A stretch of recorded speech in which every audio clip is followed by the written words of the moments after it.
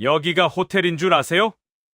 명절 전날 밤 서울 종합병원 기숙사 현관 앞에서 박영자는 그 한마디를 들었습니다. 70평생을 살아오면서 이렇게 차가운 말을 들어본 적이 없었죠. 말을 한 사람은 다름 아닌 사위 정민수였습니다. 서울대 의대를 나와 이 병원 외과 과장까지 올라간 딸이 그토록 자랑스러워하던 바로 그 사람이었습니다. 영자는 여수에서 새벽 5시 버스를 타고 올라왔어요. 오랜만에 딸과 손주들 얼굴을 보고 싶었고 명절 음식도 함께 나눠 먹고 싶었습니다. 하지만 딸은 시댁에 가야 한다며 미안하다는 말만 남겼죠. 그래도 괜찮았습니다. 사위가 당직이라는 말을 들었으니 기숙사에서 하룻밤 묵으면서 얼굴이라도 보면 된다고 생각했거든요. 장모님, 제가 여기 책임자 아니신 거 아시잖아요. 정민수의 목소리는 낮았지만 단호했습니다. 주변에 다른 의사들이 지나가고 있었어요. 그는 영자를 안쪽으로 들이지 않고 현관 밖에 세워둔 채 말을 이었습니다. 규정이 규정인데 제가 어떻게 마음대로 하겠습니까? 다른 분들 보는 눈도 있고요. 영자는 작은 보따리를 꼭 쥐었습니다. 그 안에는 손수 담근 배추김치와 굴비 2마리가 들어 있었어요. 명절이라고 정성껏 준비한 것들이었죠. 하지만 사위는 그 보따리조차 받으려 하지 않았습니다. 그럼 잠깐만이라도. 영자가 조심스럽게 말을 꺼냈습니다. 장모님, 죄송하지만 저 지금 수술 들어가야 해서요. 다음에 집으로 찾아뵙겠습니다. 정민수는 시계를 보며 말했습니다. 하지만 영자는 알고 있었어요. 그가 오늘 당직이 아니라는 것을요. 딸이 실수로 말한 적이 있었거든요. 영자는 고개를 끄덕였습니다. 더 이상 말을 잇지 못했어요. 목구멍에 뭔가 걸린 것처럼 답답했지만 눈물을 보일 수는 없었습니다. 70평생 남의 눈치 보며 살아온 습관이 또 발동한 거죠. 그럼 난 가보겠네. 영자는 보따리를 현관 옆에 조용히 내려놓았습니다. 이거 꼭 가지고 가게. 정민수는 보따리를 힐끗 보더니 고맙습니다라는 말도 없이 안으로 들어가 버렸습니다. 유리문이 닫히면서 쿵 하는 소리가 영자의 가슴을 내리쳤어요. 밤 10시가 넘은 시각이었습니다.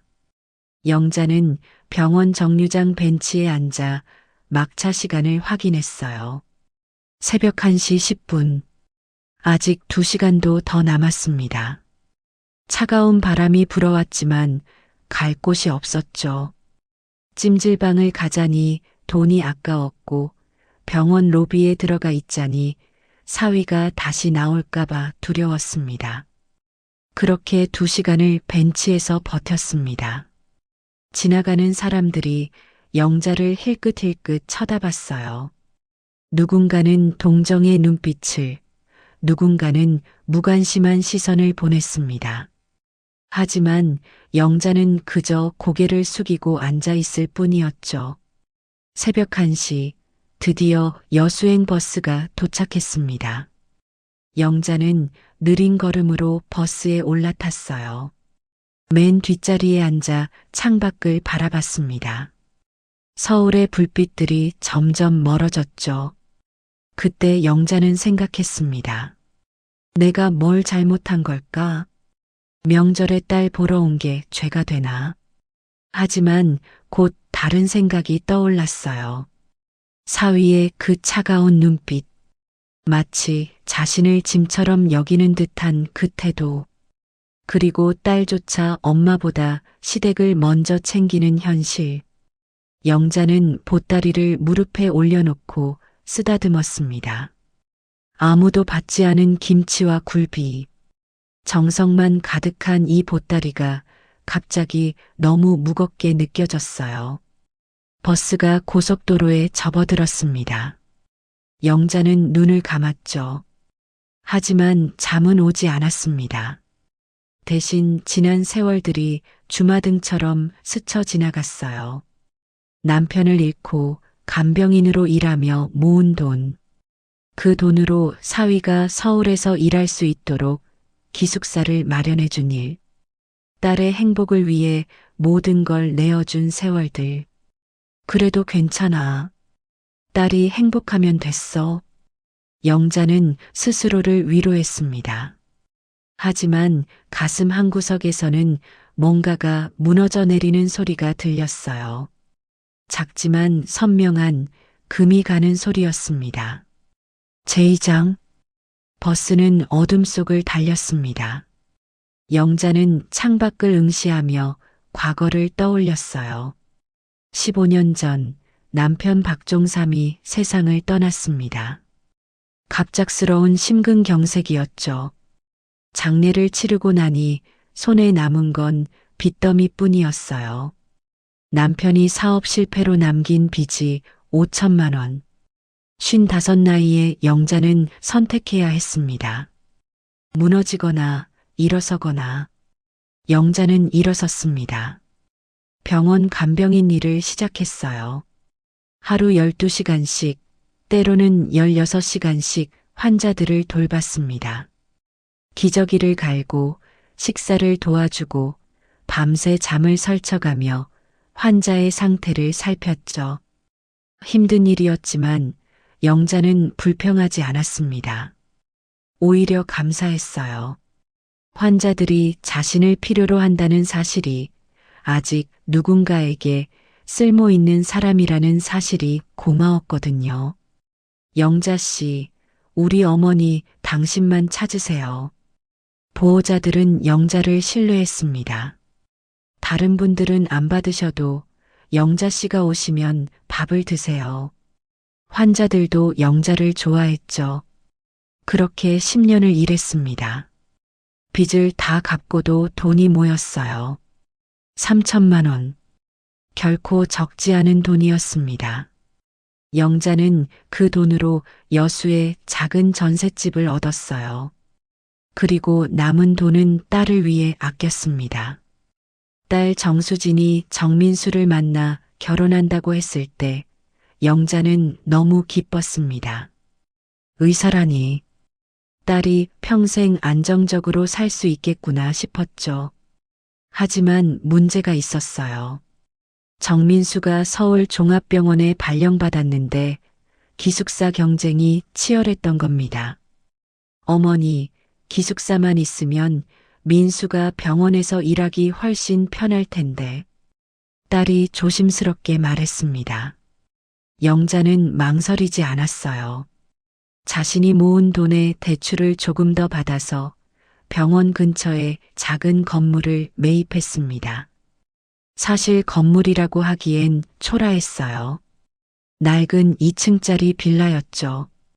하지만 병원과 가까웠고 리모델링을 하면 기숙사로 쓸만했습니다. 장모님, 정말 감사합니다.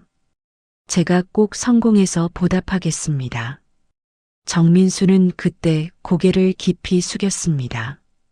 영자는 그 모습이 믿음직했어요. 건물 명의는 영자 이름으로 두되 운영과 관리는 정민수에게 맡겼습니다. 정민수는 그곳을 다른 의사들과 간호사들에게 임대했죠. 월세가 쏠쏠하게 들어왔어요. 그 돈으로 대출 이자를 갚고 관리비를 내고 남은 돈은 딸 가정으로 갔습니다. 영자는 그저 만족했습니다. 딸이 행복하면 자신도 행복했으니까요. 하지만 세월이 흐르면서 뭔가 달라졌습니다. 정민수는 바빠졌고 딸도 바빠졌어요. 영자가 서울에 올라가도 만나주지 않는 날이 많았습니다. 엄마, 미안해. 다음에 꼭 봐. 딸의 사과는 점점 형식적이 되어갔죠. 그래도 영자는 괜찮다고 이해한다고 말했습니다. 젊은 사람들은 바쁜 게 당연하다고 스스로를 달랬어요. 그러다 오늘 같은 일이 생긴 겁니다. 여기 호텔인 줄 아세요? 그 말이 계속 귓가에 맴돌았어요. 영자는 고개를 저었습니다. 아니, 호텔이 아니라는 걸 알아. 그건 내가 내 돈으로 산 건물이야. 너희들 편하게 살라고 내가 마련해 준 곳이라고.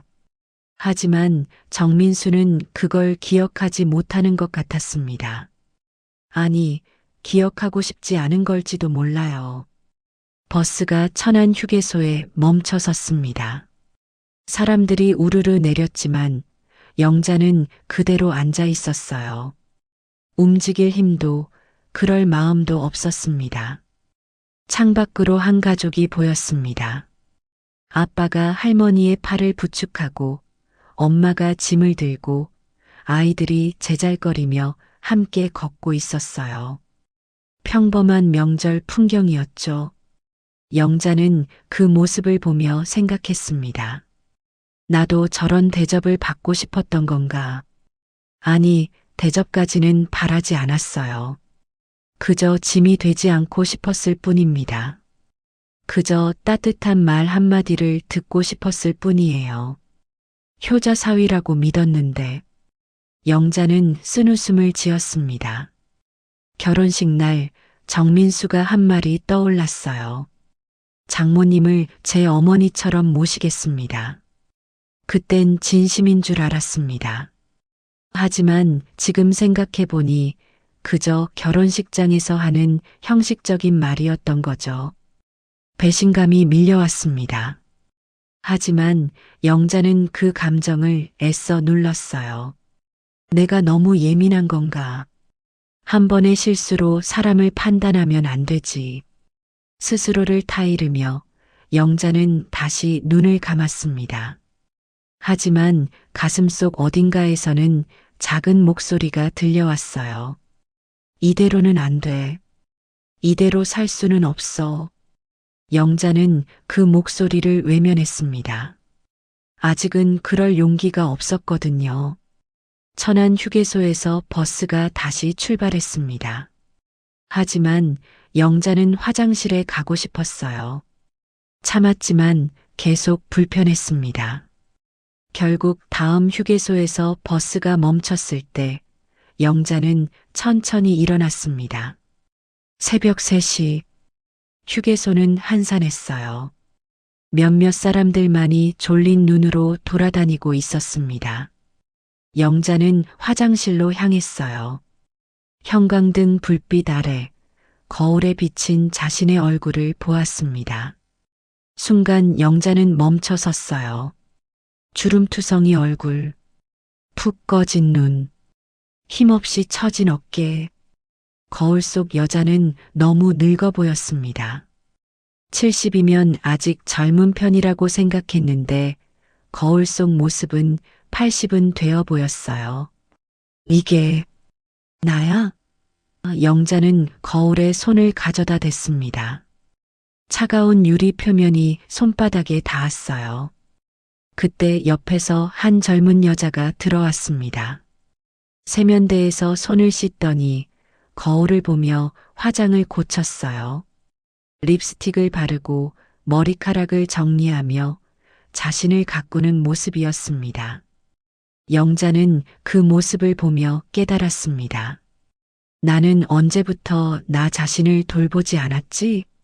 남편이 죽고 나서였습니다. 그때부터 영자는 자신을 위한 시간을 갖지 않았어요. 모든 걸 일과 딸을 위해 쏟아부었죠. 새 옷 한 벌 사는 것도 아까워하고 미용실 가는 것도 사치라고 생각했습니다. 왜 그랬을까? 영자는 스스로에게 물었습니다. 왜 나는 나를 이렇게 함부로 대했을까? 대답은 간단했습니다. 사랑하는 사람들을 위해서, 딸을 위해서. 하지만 그 사랑은 제대로 전달되었을까요? 딸은 영자의 희생을 알고나 있을까요?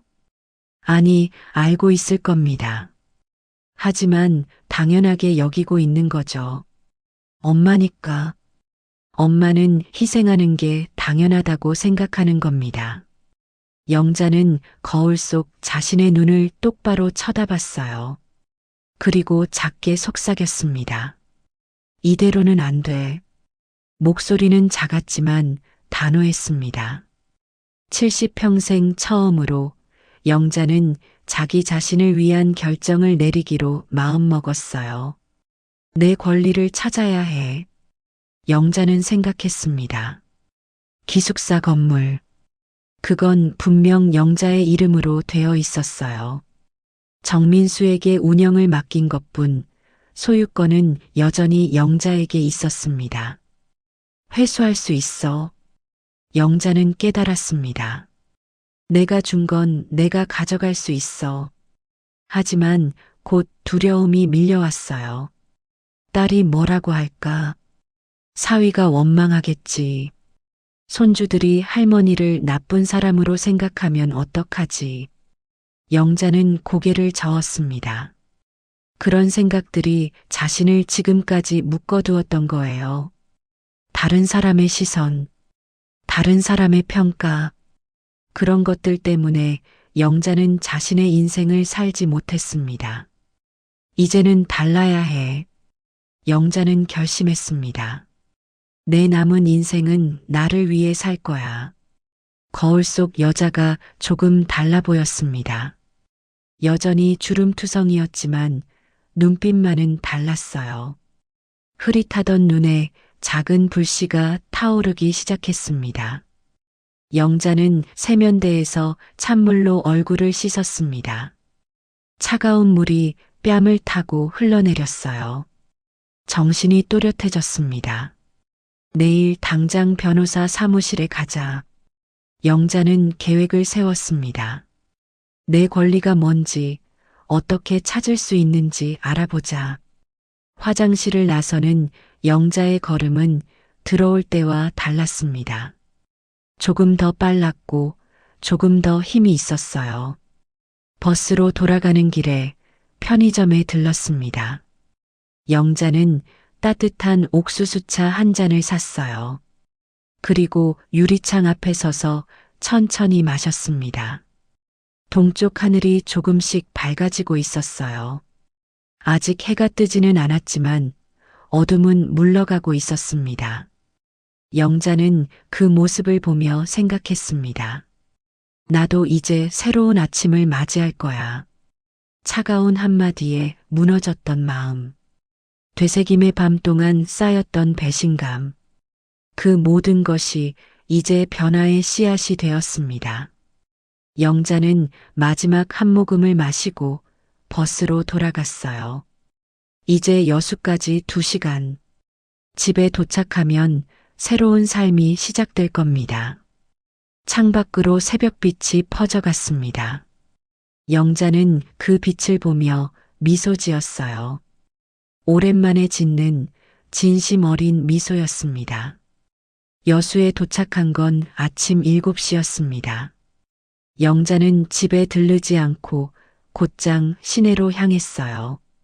명절이라 대부분의 가게가 문을 닫았지만 영자는 개인 병원에서 일하는 동료 간병인 김순희에게 전화를 걸었습니다. 순희야, 나야. 변호사 좀 소개해 줄 수 있어? 김순희는 놀란 목소리로 물었습니다. 언니, 무슨 일 있어? 사고라도 났어? 아니, 그게 아니라. 영자는 잠시 망설이다가 말했습니다. 내 권리를 찾으려고. 자세한 건 나중에 얘기해 줄게. 김순희는 더 묻지 않았어요. 대신 자신이 아는 변호사 연락처를 알려주었습니다. 우리 병원 자문 변호사인데 괜찮은 분이야. 명절이라 오늘은 쉬실 텐데 내일 연락해봐. 영자는 고맙다는 말을 남기고 전화를 끊었습니다. 그리고 집으로 돌아왔어요. 작은 전셋집. 영자는 방문을 열고 들어서며 주위를 둘러봤습니다. 낡은 가구들, 오래된 벽지, 하지만 이곳이 자신의 유일한 안식처였어요. 소파에 앉아 보따리를 풀었습니다. 아무도 받지 않은 김치와 굴비. 영자는 그것들을 꺼내 냉장고에 넣었어요. 혼자 먹으면 되지, 뭐. 쓸쓸했지만 담담했습니다. 명절 다음 날, 영자는 변호사 사무실을 찾았습니다. 여수 시내 한복판에 있는 작은 건물 3층이었어요.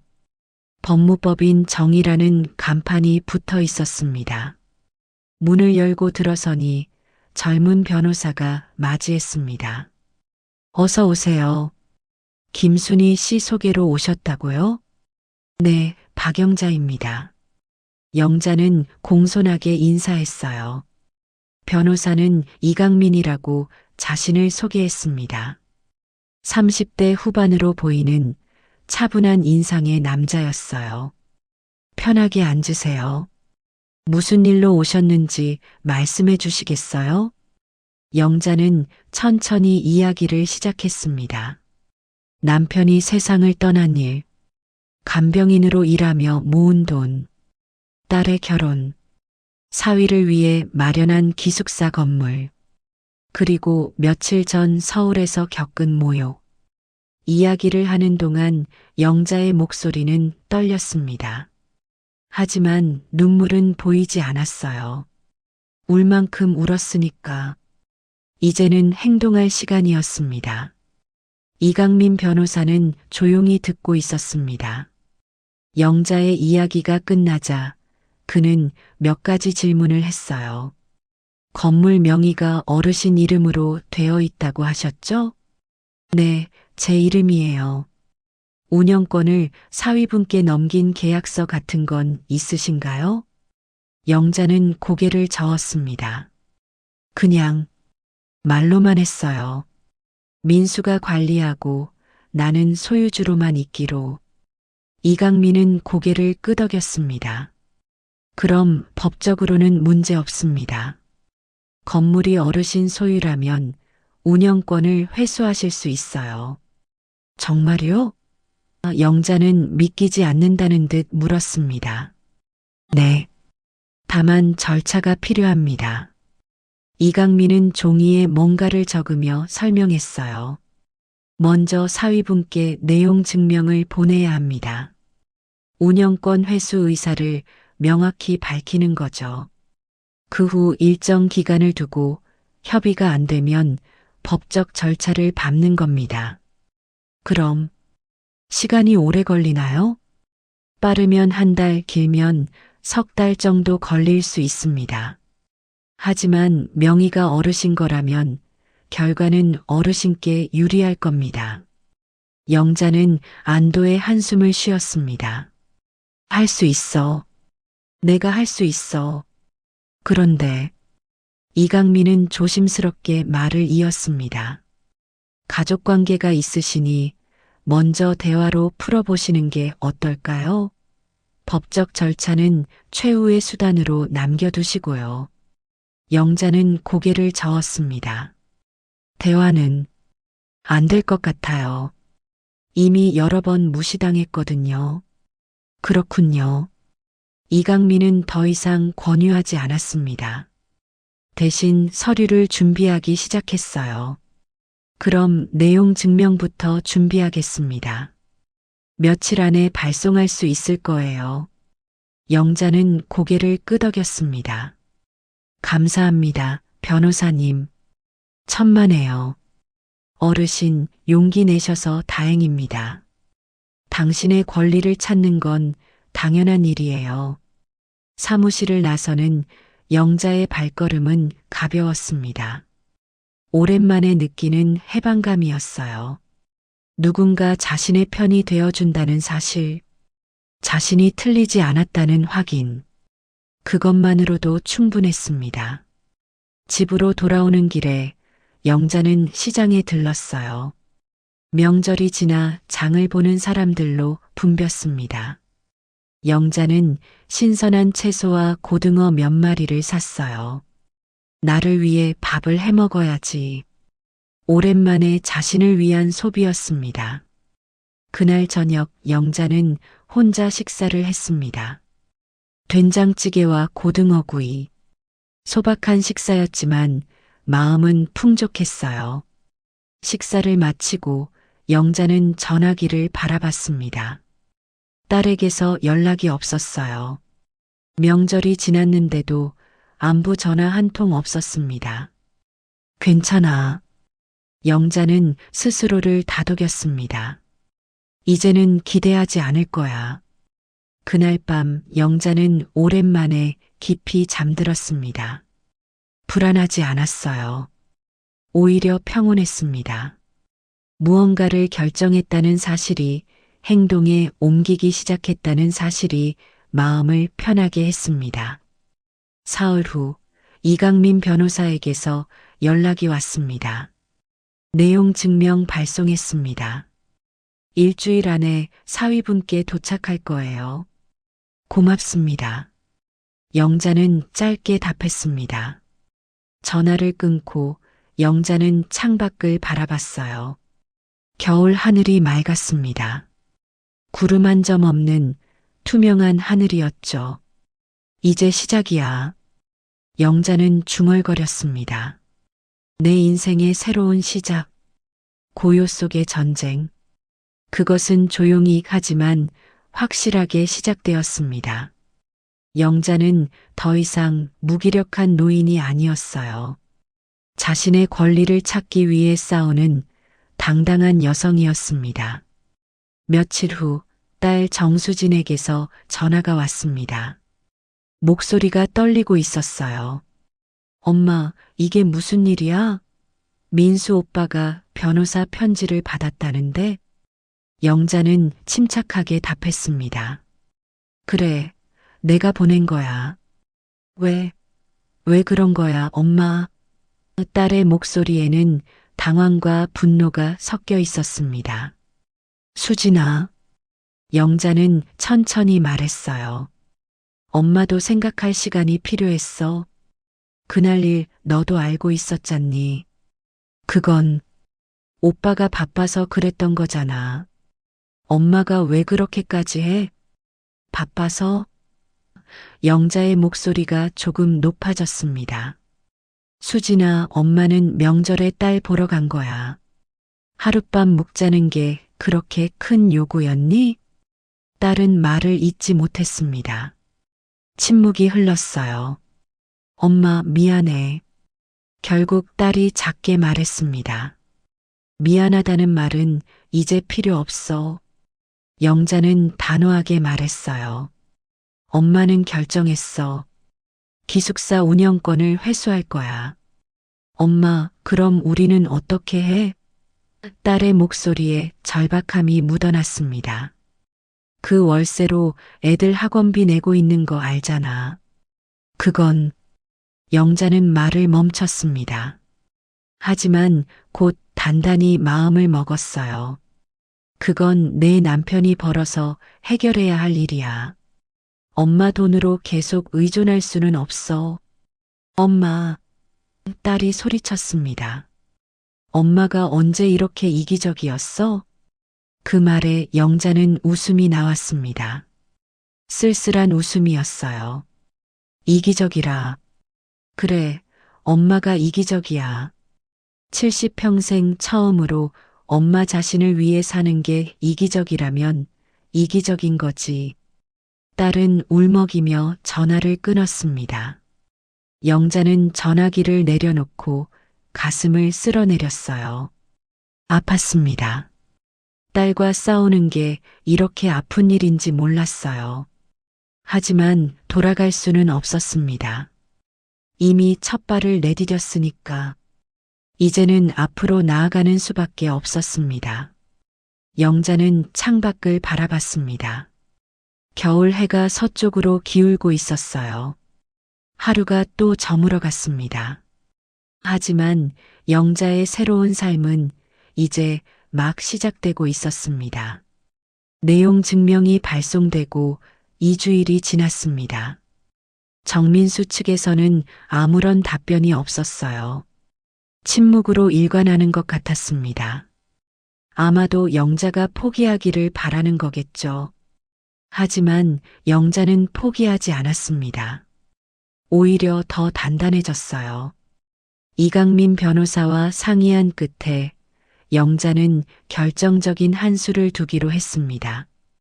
병원 이사회에 직접 참석하시는 게 어떨까요? 이강민이 제안했습니다. 기숙사 운영 문제는 병원 측도 관심 있는 사안이거든요.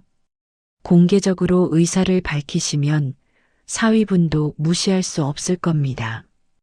영자는 처음엔 망설였습니다. 많은 사람 앞에 서는 게 두려웠거든요.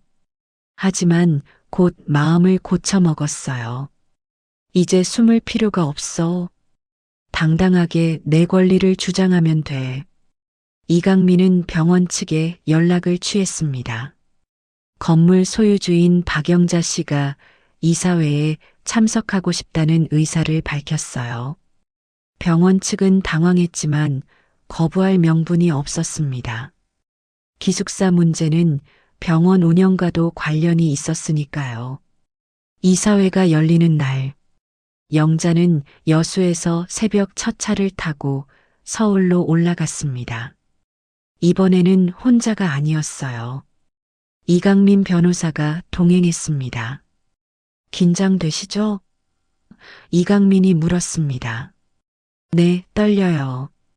영자는 솔직하게 답했습니다. 하지만 후회는 안 할 것 같아요. 서울종합병원 본관 5층 회의실. 영자는 이강민과 함께 들어섰습니다. 회의실 안에는 이미 여러 사람이 앉아 있었어요. 병원장, 이사들, 그리고 정민수.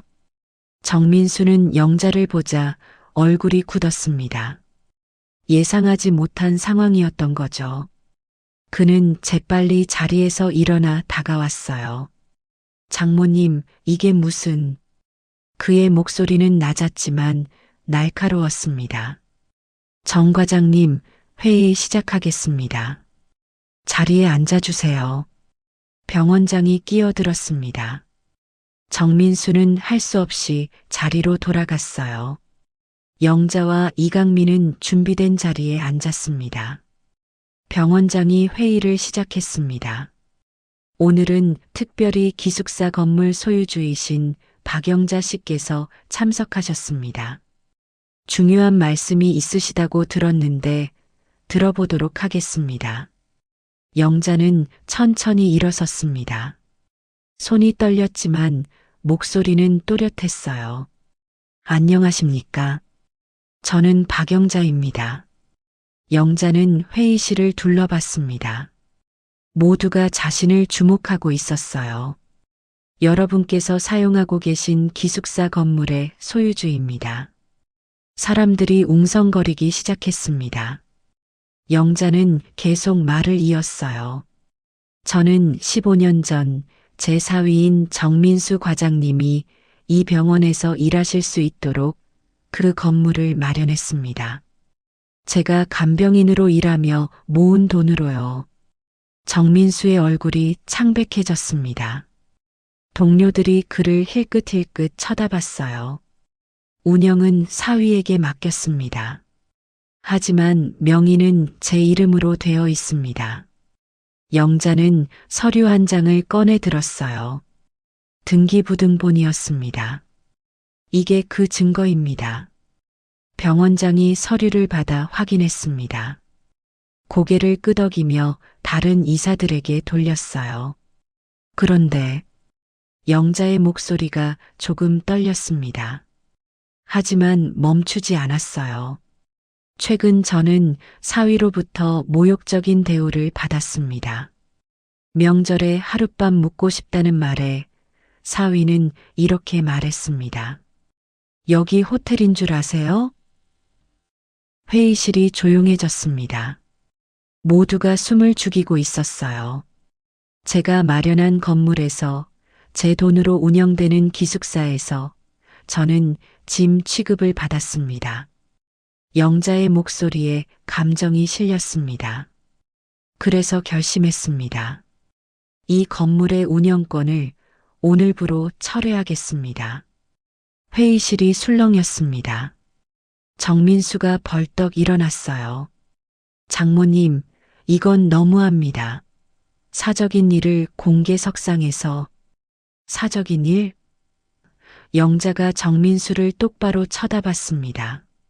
정 과장님, 이 건물은 병원 직원들이 사용하고 있습니다. 병원 운영과 관련된 공적인 사안이에요. 제가 왜 공개적으로 말하면 안 됩니까? 정민수는 말문이 막혔습니다. 동료들이 그를 보는 시선이 달라졌어요. 동정이 아니라 의아함과 실망이었습니다. 병원장이 나섰습니다. 박영자 씨 말씀 잘 들었습니다. 하지만 이 문제는 병원과 직접 관련이 있으니 협의가 필요할 것 같습니다. 기숙사 입주자들도 있고요. 물론입니다. 이강민 변호사가 끼어들었습니다. 저희는 입주자들에게 피해가 가지 않도록 충분한 시간을 드릴 생각입니다. 다만 운영권은 박영자 씨께 돌아가야 합니다. 운영권이 돌아가면 한 이사가 물었습니다. 어떻게 하실 계획이십니까? 영자는 준비한 답을 말했습니다. 병원 측에 매각하거나 제가 직접 운영하겠습니다. 아직 확정하지는 않았지만 어느 쪽이든 입주자분들께는 불편을 끼치지 않을 겁니다. 병원장은 고개를 끄덕였습니다. 알겠습니다. 이 건에 대해서는 법무팀과 상의해서 다시 연락드리겠습니다. 회의가 끝났습니다. 사람들이 하나둘 자리에서 일어났어요. 정민수는 영자에게 다가오려 했지만 동료 의사 한 명이 그를 붙잡았습니다. 정 과장, 이거 진짜야? 장모님 돈으로 기숙사를 마련한 거였어? 정민수는 대답하지 못했습니다. 그저 입술을 깨물 뿐이었어요. 영자는 회의실을 나섰습니다. 이강민이 뒤따랐어요. 잘하셨습니다. 이강민이 말했습니다.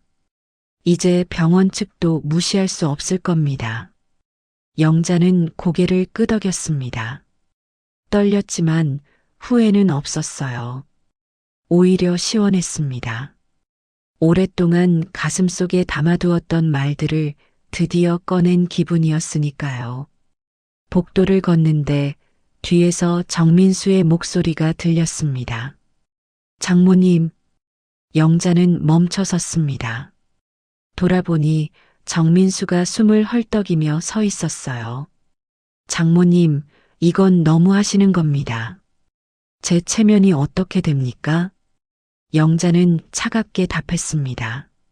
체면? 정 과장, 나한테 여기 호텔인 줄 아세요? 라고 말할 때는 내 체면 생각했나? 그건 제가 실수했습니다. 사과드립니다. 정민수가 고개를 숙였습니다. 하지만 진심은 느껴지지 않았어요. 사과는 받겠네 하지만 내 결정은 변하지 않네. 이제 그만 가보겠네. 영자는 돌아서서 걸어갔습니다. 정민수는 그 뒷모습을 멍하니 바라볼 뿐이었어요. 엘리베이터를 타고 내려가는 동안 영자는 창밖을 바라봤습니다. 서울의 풍경이 눈에 들어왔어요. 높은 건물들, 바쁘게 오가는 사람들. 이제 돌아갈 수 없어. 영자는 생각했습니다. 하지만 괜찮아. 이게 옳은 길이니까. 맞불을 놓았습니다. 이제 정민수의 탑은 흔들리기 시작할 겁니다. 그리고 영자는 자신의 인생을 되찾을 겁니다. 이사회 이후 병원은 술렁였습니다. 정민수의 기숙사가 사실은 장모 돈으로 마련된 것이라는 소문이 빠르게 퍼졌어요. 동료들의 시선이 달라졌습니다. 정 과장님, 그게 사실이에요? 후배 의사가 조심스럽게 물었습니다. 정민수는 애써 태연한 척 했어요. 그게 뭐 대수냐? 가족 간의 일인데. 하지만 사람들의 반응은 냉담했습니다. 특히 기숙사에 살고 있던 의사들과 간호사들은 불안해했어요. 운영권이 바뀌면 자신들은 어떻게 되는 건지 걱정이었던 거죠. 정 과장 때문에 우리가 피해보는 거 아니에요? 한 간호사가 불만을 터뜨렸습니다. 장모님을 그렇게 대우하다니 상식적으로 말이 됩니까? 정민수는 할 말이 없었습니다. 자신의 행동이 이렇게 큰 파장을 일으킬 줄 몰랐던 거예요. 병원장실로 호출을 받은 건 이틀 후였습니다. 정민수는 무거운 발걸음으로 들어갔어요. 안께 병원장의 목소리는 차가웠습니다. 자네, 이번 일 어떻게 생각하나? 죄송합니다, 병원장님. 제가 가족 문제를 잘 관리하지 못했습니다. 가족 문제? 병원장이 피식 웃었습니다. 정 과장, 이건 단순한 가족 문제가 아니네. 병원 운영과 직결된 문제야. 기숙사 입주자들이 불안해하고 있어. 이사회에서도 자네에 대한 신뢰가 떨어졌고, 정민수는 고개를 숙였습니다. 장모님께 제대로 사과하고 이 문제를 원만히 해결하게 병원장이 단호하게 말했습니다. 그렇지 않으면 자네 입지가 위태로워질 걸세. 정민수는 병원장실을 나와 복도를 걸었습니다. 지나가는 사람들이 수군거리는 게 들렸어요. 자신을 보는 시선이 느껴졌습니다. 집에 돌아와서도 상황은 나아지지 않았습니다. 아내 정수진이 울며 따졌어요. 당신이 그날 엄마한테 그렇게 말하지만 않았어도 이런 일은 없었을 거야. 내가 뭘 어쨌다고 그래. 정민수도 소리를 질렀습니다. 바빴다고, 당직인 줄 알았다고, 당직도 아니었잖아. 수진이 울먹였습니다. 당신이 거짓말한 거잖아. 그냥 귀찮았던 거잖아. 정민수는 대답할 수 없었습니다. 사실이었으니까요. 이제 어떻게? 월세 수입 없어지면 우리 애들 학원비는 어떻게 내? 수진이 물었습니다. 내가 벌면 되잖아. 정민수가 짜증스럽게 답했습니다. 당신 월급으로 어떻게 다 감당해? 수진이 반박했어요. 지금도 빠듯한데. 부부싸움은 깊어졌습니다.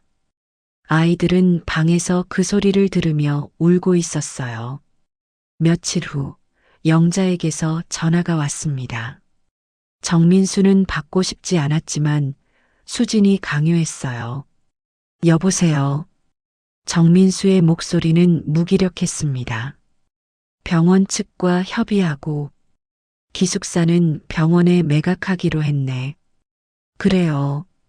정민수는 짧게 답했습니다. 입주자들에게는 피해가 없을 거네. 병원 측에서 그대로 운영하기로 했으니까. 하지만 정과정 당신은 더 이상 그곳에 살 수 없네. 뭐라고요? 정민수가 깜짝 놀라 물었습니다. 병원 측에 요청했네. 당신 가족만은 퇴거해달라고. 영자의 목소리는 단호했습니다. 내 건물에서 나를 모욕한 사람이 계속 사는 건 용납할 수 없네. 장모님, 정민수의 목소리가 떨렸습니다. 한 달 안에 나가게 그게 제 마지막 요구야. 영자는 전화를 끊었습니다. 정민수는 전화기를 떨어뜨렸어요. 수진이 놀라 물었습니다. 무슨 일이야? 우리 나가야 해. 한 달 안에. 수진은 그 자리에 주저앉았습니다. 아이들이 방에서 나와 부모를 쳐다봤어요. 아빠, 우리 이사가? 큰아이가 물었습니다. 정민수는 대답할 수 없었습니다. 그저 고개를 숙일 뿐이었어요. 그날 밤 정민수는 혼자 발코니에 나가 담배를 피웠습니다. 평소 피우지 않던 담배였어요. 하지만 오늘은 필요했습니다. 내가 뭘 잘못했나? 정민수는 생각했습니다. 바빴던 건 사실인데, 규정도 있었고, 하지만 곧 깨달았습니다. 문제는 바쁨이 아니었어요. 태도였습니다. 장모를 대하는 그 차가운 태도, 마치 남처럼 대했던 것. 돈 받을 땐 좋아했으면서 정민수는 스스로에게 화가 났습니다. 이제 와서 후회해봤자 소용없어. 탑은 무너지고 있었습니다. 병원에서의 신뢰, 가족의 평화, 경제적 안정, 모든 것이 흔들리고 있었어요. 정민수는 담배를 끄고 안으로 들어왔습니다. 거실에는 수진이 소파에 앉아 눈물을 흘리고 있었어요. 미안해. 정민수가 말했습니다. 미안하다고 해결돼? 수진이 울먹였습니다. 당신이 장모님한테 제대로 대했으면 이런 일 없었을 거야. 정민수는 아무 말도 할 수 없었습니다. 모든 게 자신의 잘못이었으니까요. 그날 밤 정민수는 잠들지 못했습니다. 천장을 바라보며 생각에 잠겼어요. 이제 어떻게 해야 하지? 집을 구해야 하는데 전셋돈은 어디서 구하지? 옆에서 수진도 뒤척이고 있었습니다. 두 사람 모두 잠들지 못하는 밤이었어요. 한편 여수에서 영자는 평온하게 잠들고 있었습니다. 전화를 끊고 난 후 마음이 편해졌거든요. 필요한 말을 다 했으니까 더 이상 미련은 없었습니다. 창밖으로 달빛이 들어왔습니다. 영자는 그 빛을 받으며 조용히 미소 지었어요. 무너지는 탑을 보는 건 슬픈 일이지만 그건 정민수 스스로 만든 결과였습니다. 영자는 이제 앞만 보기로 했습니다. 새로운 삶을, 자신을 위한 삶을. 기숙사 매각이 완료되었습니다. 병원 측은 생각보다 좋은 가격을 제시했어요. 위치도 좋고 리모델링도 잘 되어 있었으니까요. 영자는 대출금을 모두 갚고도 꽤 큰 금액을 손에 쥘 수 있었습니다. 축하드립니다. 이강민 변호사가 말했습니다. 이제 뭘 하실 계획이세요?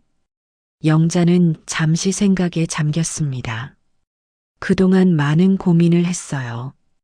이 돈으로 무엇을 할지, 편하게, 계속 쉬면서 살 수도 있었습니다. 하지만 영자는 다른 길을 선택했어요. 요양원을 만들고 싶어요. 영자가 말했습니다. 요양원이요? 이강민이 놀라 물었습니다. 네, 작은 곳이요. 갈 곳 없는 노인분들, 사별하신 분들, 그리고 저 같은 간병인들이 쉴 수 있는 곳이요. 영자의 눈빛이 반짝였습니다. 평생 남을 돌보다가 정작 자신은 돌봄받지 못하는 사람들이 많거든요. 이강민은 고개를 끄덕였습니다. 좋은 생각이십니다. 제가 부동산 알아보는 걸 도와드리겠습니다. 한 달 후 영자는 여수 외곽의 작은 건물을 찾았습니다. 바다가 보이는 언덕 위에 2층짜리 주택이었어요. 낡았지만 리모델링하면 충분히 쓸만했습니다. 여기 좋네요. 영자는 마당에 서서 바다를 바라봤습니다. 공기도 좋고 조용하고 매입을 결정하고 리모델링을 시작했습니다. 영자는 직접 현장에 나가 일일이 확인했어요. 방은 6개로 나누고 각 방마다 화장실을 설치했습니다. 거실은 넓게 만들어서 다 같이 모일 수 있게 했죠. 어르신, 너무 무리하지 마세요. 인테리어 기사가 걱정스럽게 말했습니다. 괜찮아요. 이게 제 꿈이었거든요. 영자는 웃으며 답했습니다. 석 달의 공사 끝에 요양원이 완성되었습니다. 이름은 따뜻한 집으로 정했어요. 화려하지 않았지만 아늑했습니다. 각 방에는 포근한 이불과 작은 책장이 있었고 거실에는 커다란 소파와 TV가 놓였죠. 영자는 간병인 동료들에게 연락을 돌렸습니다. 갈 곳 없으면 여기로 오세요. 큰 돈은 안 받을게요. 그냥 관리비 정도만. 첫 번째 입주자는 김순이었습니다. 환자가 세상을 떠난 후 일자리를 잃은 상태였어요. 언니, 정말 괜찮아? 순이가 조심스럽게 물었습니다. 그럼, 내가 없었으면 나도 변호사를 못 만났을 거야. 영자가 웃으며 말했습니다. 두 번째 입주자는 팔순의 할머니 이옥순이었습니다. 자식들이 모두 해외에 나가 있어서 혼자 사는 분이었어요. 영자가 병원에서 돌봤던 환자의 어머니였죠. 여기, 정말 내가 살아도 돼? 옥순 할머니가 눈물을 글썽이며 물었습니다. 그럼요. 여기가 할머니 집이에요. 영자가 할머니의 손을 꼭 잡았습니다. 세 번째는 남편을 잃은 50대 여성 박미숙이었습니다. 간병하던 남편이 세상을 떠난 후 빈집에 혼자 있기 힘들어하던 분이었어요. 언니, 나도 받아줄 수 있어? 미숙이 전화로 물었습니다. 당연하지. 같이 살자. 영자는 망설임 없이 답했습니다. 1명, 2명, 입주자가 늘어갔습니다. 6개 방이 모두 찼어요. 모두가 각자의 사연을 안고 온 사람들이었습니다. 갈 곳 없는 노인, 사별한 배우자, 일자리를 잃은 간병인들. 하지만 이곳에서는 모두가 가족이었습니다. 아침에는 함께 식사를 준비하고, 낮에는 마당에서 채소를 가꾸고, 저녁에는 거실에 모여 TV를 봤어요. 영자야, 이거 봐. 내가 키운 상추. 옥순 할머니가 자랑스럽게 상추를 들어 보였습니다. 와, 정말 싱싱하네요. 영자가 웃으며 답했습니다. 오늘 저녁은 쌈밥 해먹자. 순이가 제안했습니다. 모두가 동의했어요. 그날 저녁 따뜻한 집 거실에는 웃음소리가 가득했습니다. 식사 후 영자는 현관 앞에 작은 간판을 달았습니다. 따뜻한 집이라는 글씨와 함께 작은 문구가 적혀 있었어요. 여긴 호텔이 아닙니다. 하지만 따뜻한 집은 될 겁니다. 그 문구를 보던 미숙이 물었습니다. 언니, 이 문구 무슨 뜻이야? 영자는 잠시 말없이 바다를 바라봤습니다. 그리고 조용히 답했어요. 내가 예전에 들었던 말이야. 상처받았던 말. 그걸 이렇게 바꿔봤어. 누가 그런 말을 했어? 순이가 붕괴하며 물었습니다. 이제 중요하지 않아. 영자가 미소 지었습니다. 그 말 덕분에 내가 여기까지 왔으니까. 그날 밤 영자는 마당 벤치에 앉아 있었습니다. 별이 쏟아질 듯 밝았어요. 바다에서 불어오는 바람이 시원했습니다. 이제야 내 삶을 찾았구나. 영자는 생각했습니다. 누구 눈치 보지 않고 누구에게 의지하지 않고 나답게 사는 살. 핸드폰이 울렸습니다. 딸 수진이었어요. 영자는 잠시 망설이다가 전화를 받지 않았습니다.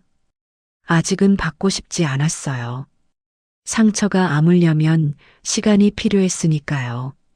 대신 옥순 할머니가 나와 영자 옆에 앉았습니다. 영자야, 별 참 예쁘다. 할머니가 하늘을 올려다보며 말했습니다. 그러게요. 영자도 따라 하늘을 봤습니다. 여기 와서 참 좋아.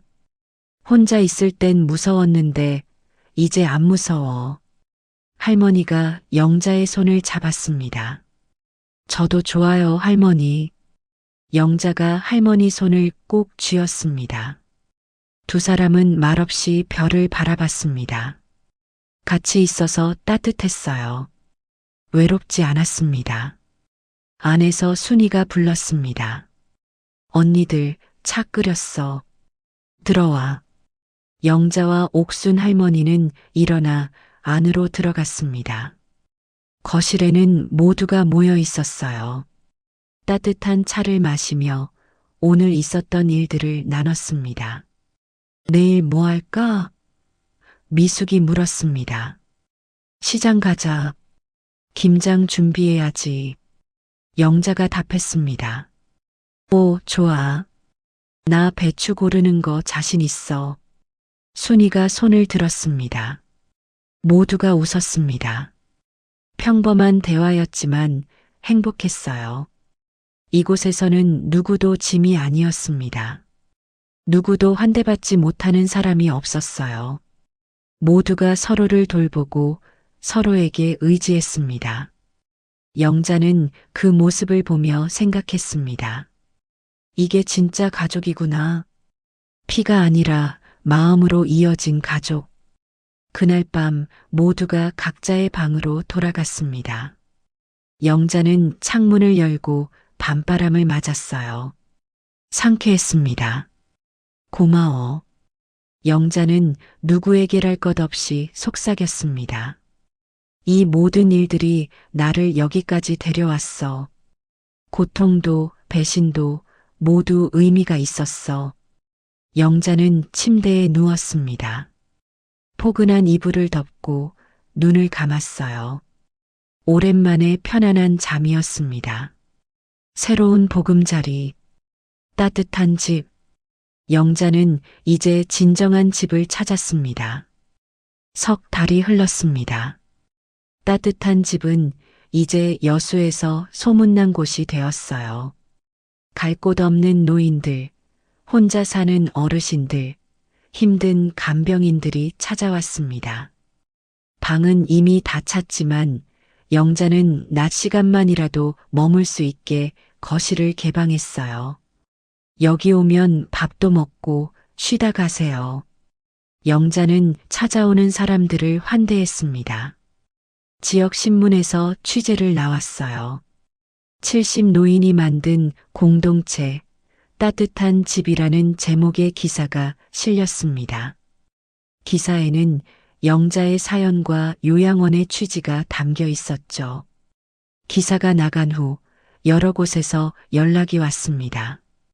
후원하고 싶다는 기업도 있었고 봉사하고 싶다는 대학생들도 있었어요. 언니, 우리 유명해졌네. 순이가 신문을 보며 웃었습니다. 그러게, 부담스럽네. 영자도 웃었지만 마음속으로는 기뻤습니다.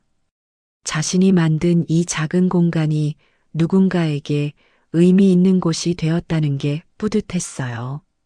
어느 날 저녁 영자는 마당 벤치에 앉아 있었습니다.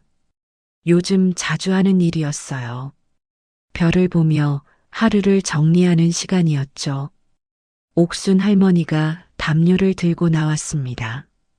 영자야, 추운데 이거 덮어. 고마워요, 할머니. 영자가 담요를 받아 무릎에 덮었습니다. 할머니도 옆에 앉았어요. 두 사람은 말없이 하늘을 올려다봤습니다. 영자야. 할머니가 조용히 불렀습니다. 네, 할머니. 너 행복하니? 할머니가 물었습니다. 영자는 잠시 생각했습니다. 행복하냐는 질문. 예전 같았으면 대답하기 어려웠을 거예요. 하지만 지금은 달랐습니다. 네, 행복해요. 영자가 미소 지으며 답했습니다. 정말로요. 다행이다. 할머니가 영자의 손을 토닥였습니다. 너 같은 좋은 사람은 행복해야 해. 할머니도 행복하세요? 영자가 물었습니다. 그럼 여기 와서 얼마나 좋은지 몰라. 할머니의 눈가에 주름이 깊어졌습니다.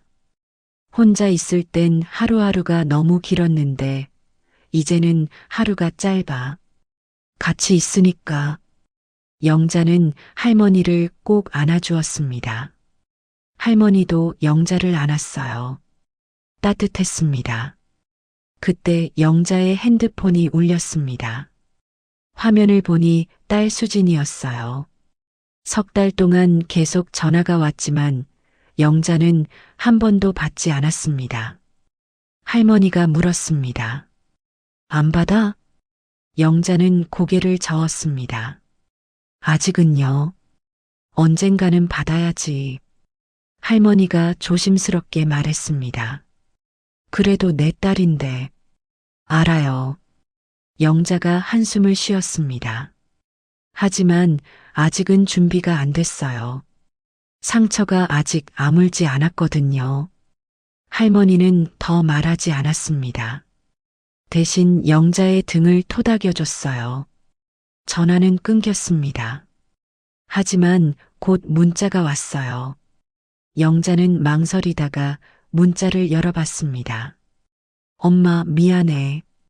정말 미안해. 내가 잘못했어.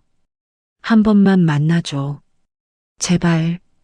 영자는 문자를 읽고 핸드폰을 내려놓았습니다. 가슴이 아팠어요.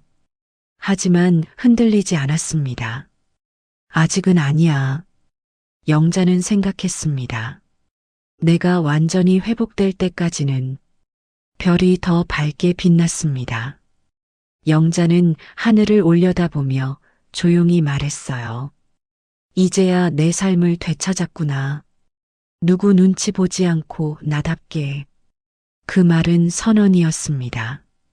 자기 자신에게 하는 단단한 약속이었어요.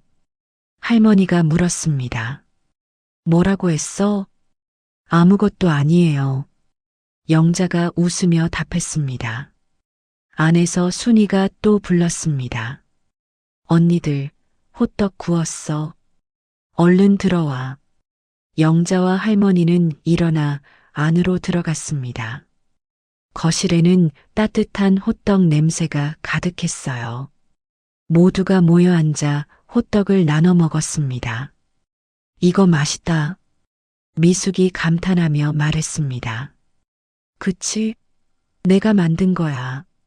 순이가 자랑스럽게 말했습니다. 모두가 웃었습니다. 평범한 순간이었지만 소중했어요. 영자는 그 모습을 보며 생각했습니다. 이게 내가 원했던 삶이야. 평범하지만 따뜻한, 외롭지 않은 삶. 그날 밤 늦게 모두가 잠들고 나서 영자는 다시 한번 밖으로 나왔습니다. 별들이 여전히 빛나고 있었어요. 영자는 하늘을 향해 속삭였습니다. 여보, 보이죠? 나 잘 살고 있어요. 이제 걱정 안 하셔도 돼요. 바람이 불어왔습니다. 마치 남편의 대답 같았어요. 영자는 미소 지으며 안으로 들어갔습니다. 침대에 누워 눈을 감았어요. 내일 할 일들이 떠올랐습니다. 시장 가기, 김장 준비하기, 봉사 오는 대학생들 맞이하기. 바쁘지만 행복한 나날들이었습니다. 핸드폰이 다시 한번 울렸습니다. 딸이었어요. 하지만 이번에도 영자는 받지 않았습니다. 대신 문자를 보냈어요. 수진아, 엄마는 괜찮아. 걱정 마. 하지만 아직은 만나고 싶지 않아. 엄마도 시간이 필요해. 언젠가는 만날 수 있을 거야. 그때까지 너도 잘 살아. 문자를 보내고 영자는 핸드폰을 끄고 옆에 두었습니다. 창밖으로 달빛이 들어왔습니다. 방 안이 은은하게 밝았어요. 영자는 그 빛 속에서 평온하게 잠들었습니다. 꿈속에서 영자는 웃고 있었습니다. 따뜻한 집 마당에서 모두와 함께 식사를 하고 있었어요. 햇살이 따뜻했고 웃음소리가 가득했습니다. 그것은 꿈이 아니었습니다. 영자의 현실이었어요.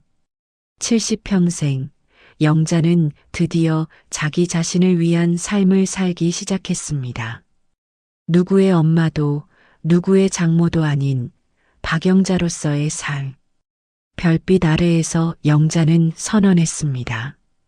나답게 살겠다고, 당당하게 살겠다고. 그리고 그 선언은 지켜졌습니다. 여수 바닷가 언덕 위 따뜻한 집의 불빛은 오늘 밤도 환하게 빛났습니다. 그곳에는 사랑이 있었고 따뜻함이 있었으며 무엇보다 존중이 있었습니다. 영자의 새로운 인생. 그것은 이제 막 꽃을 피우기 시작했습니다. 이 이야기가 울림이 있으셨다면 좋아요와 구독으로 계속 함께 해주세요. 감사합니다.